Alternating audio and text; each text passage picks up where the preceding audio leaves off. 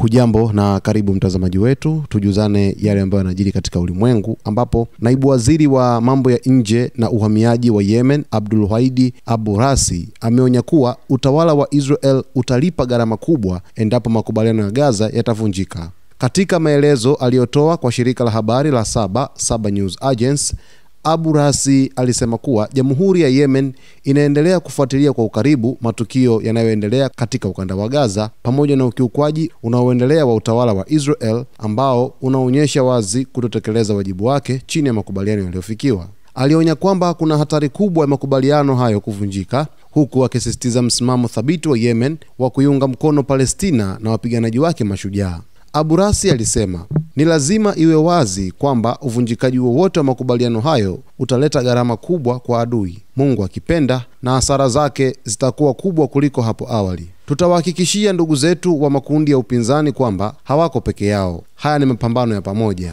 Tunasimama pamoja nao na Mungu akipenda hatutawaacha, haijalishi changamoto au mwelekeo wa matukio utakuwaje. Kwa ujumla, ujumbe wake unaashiria onyo kali dhidi ya Israel na uthibitisho wa mshikamano wa Yemen na vikundi vya upinzani vya Kipalestina, hasa kama makubaliano ya kusitisha mapigano yatavunjika. Kauli hii inafuatiwa na viashiria ambavyo tayari vimekwisha tokea katika ukanda wa Gaza kati ya Israel na Hamas, ambapo siku ya hapo jana waliweza kushambuliana. Kwa mujibu wa taarifa za Israel, zimethibitisha kwamba Hamas waliweza kuwaua wanajeshi wawili wa Israel ambao walikuwa katika maeneo yaliyokuwa yanalindwa na jeshi la Israel katika ukanda wa Gaza, na hatimaye jeshi la anga la Israel baadaye likaweza kutekeleza mashambulizi ya anga katika ukanda wa Gaza na kuua watu zaidi ya 150 pamoja na kumuua kiongozi mwandamizi wa wanamgambo wa Hamas katika ukanda wa Gaza, kusini mwa Gaza, baada ya mashambulizi makali kuweza kutokea. Sasa kabla ya Wahuthi kuweza kuzungumza hapo jana kutoa onyo kwa Israel dhidi ya uvunjaji wa makubaliano ya amani katika ukanda wa Gaza,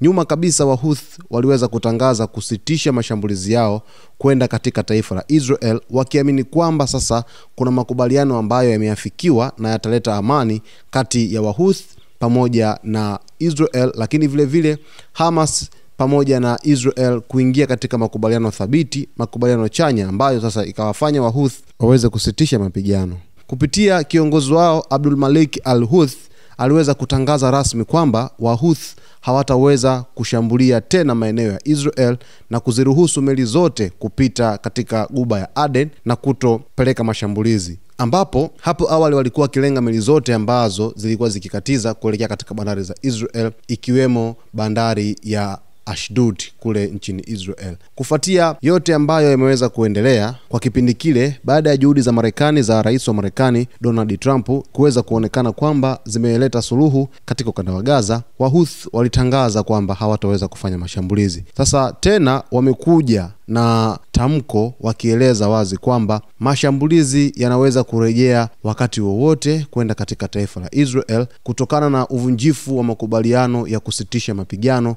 katika ukanda wa Gaza. Uvunjifu huo ambao umeonekana dhahiri shahiri kwamba vita sasa vimeanza upya baada ya mashambulizi hapo jana. Na sera ya Wahuthi muda wote imekuwa ni kuunga mkono vikundi vya Kipalestina vya wapiganaji vinavyopambana na Israel katika ardhi ya Gaza. Kundi la wapiganaji la Hamas na makundi mengine kama Islamic Jihad, yote hayo yalikuwa yakipigana na Israel, lakini yakiungwa mkono kwa msaada mkubwa wa Wahuthi nchini Yemen, ambao walikuwa wanalazimisha kufanya mashambulizi Israel ili kuwashinikiza taifa la Israel liweze kuacha mashambulizi ya kikatili katika ardhi ya Gaza. Sasa kufuatia sera yao hiyo, kinamna moja ama namna nyingine iliweza kufanikisha matarajio ya raia wa Gaza kubaki na amani. Tulishuhudia amani ya muda mfupi kwa kipindi hiki cha hivi karibuni, japokuwa sasa hivi kimeanza kuchafuka tena katika ukanda huo wa Gaza. Licha ya mashambulizi ambayo taifa la Israel liliweza kuyafanya katika ardhi ya Yemen,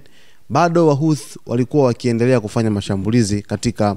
ardhi ya Israel wakilenga uwanja wa ndege wa Ben Gurion, lakini vile vile Wahuthi walikuwa wakilenga katika kambi ya kijeshi ya Negev, lakini uwanja wa ndege wa Ramon na maeneo mengine mengi ambayo yalikuwepo ni kitovu cha uchumi pale nchini Israel yalikuwa kwenye mashambulizi makali ya Wahuthi nchini Yemen, wakitumia makombora aina ya Palestine 2, wakitumia droni zisizo na rubani, lakini vile vile wakati mwingine wakituma makombora ambayo yana vilipuzi zaidi ya 2, 3 na kuendelea, nikimaanisha zaidi ya kimoja. Sasa ikaleta hofu kwa raia wa Israel, lakini mwisho wa siku tukashuhudia usitishwaji wa mashambulizi hayo baada tu ya Israel kuingia kwenye makubaliano ya amani na wanamgambo wa Kipalestina wa Hamas. Sasa rasmi tena huyu naibu waziri amekuja kutoa tamko kwamba wanafuatilia kwa ukaribu sana matendo yote ambayo yanafanyika katika ukanda wa Gaza, ikionekana kuna uvunjifu mkubwa sana wa amani. Baada ya kuweza kufuatilia kwa ukaribu yote ambayo yanajiri, sasa rasmi Wahuth wameibuka tena na kutoa onyo kwa utawala wa Kizayuni wa Israel kwamba utalipa gharama kubwa endapo makubaliano ya Gaza yatavunjika, ikiwa tayari wamekushaona kuna viashiria vya uvunjifu wa makubaliano hayo. Kwa sababu Rais Donald Trump wa Marekani aliweka wazi kwamba licha ya Israel kuweza kushambulia Gaza, lakini bado makubaliano ya kuweza kusitisha mapigano na kuleta amani katika ukanda wa Gaza yataendelea kuheshimiwa. Na jeshi la Israel IDF liliweka wazi kwamba mashambulizi ambayo waliweza kuyafanya katika maeneo ya Hamas kusini mwa Gaza lilikuwa ni jibu kwa kile ambacho Hamas imekifanya kwa ajili ya kuweza kufanya mauaji ya wanajeshi wa Israel, wanajeshi wake 2. Taarifa za kijasusi kutoka nchini Israel zilithibitisha kwamba wakati shambulizi la Israel linafanyika katika ukanda wa Gaza, moja ya shambulizi liliweza kulenga handaki ambalo lilitumika kuwahifadhi mateka kipindi cha vita vya Oktoba 7 mwaka 2023. Hivyo tena taarifa ya kijasusi hiyo ya Israel ikaongeza kwamba kwenye hema kulikuwa kuna kikao ambacho kinaendelea cha viongozi wa Hamas, lakini na wale wanamgambo wengine ambao wanashiriki katika Hamas wakaweza kupiga hapo na kusababisha kamanda mkuu kuweza kuuawa katika shambulio hilo na wanamgambo wengine kuweza kuuawa katika shambulio hilo, kiasi ambacho sasa kimepelekea hofu kubwa, kimepelekea taharuki, kimepelekea wasiwasi mkubwa kuweza kutokea tena katika ukanda wa Gaza, lakini vile vile hatari ya mashambulizi kuweza kuendelea na kuzidi kuvamiana, kwa sababu licha ya usitishaji wa mapigano, Israel imekuwa ikiua raia wa Kipalestina kwa kusema kwamba walikuwa wakivuka maeneo ambayo yalikuwa ni red line ambayo hayaruhusiwi kuweza kuvuka kwa raia hao. Kwa hiyo ikaonekana kwamba wamekiuka yale masharti na makubaliano ambayo walikuwa wamekubaliana kwamba kuna maeneo ambayo yatakuwa chini ya udhibiti wa jeshi la Israel, hayatakiwi kuweza kuingiliwa na raia wa Kipalestina au kufika katika maeneo hayo. Kwa hiyo ikaonekana wazi kwamba kuna namna ambavyo walikuwa wakikiuka yale makubaliano ambayo yalikuwa yamewekwa na vifungu vya mkataba wa usitishaji vita ambavyo vilikuwa vimependekezwa na Rais wa Marekani Donald Trump.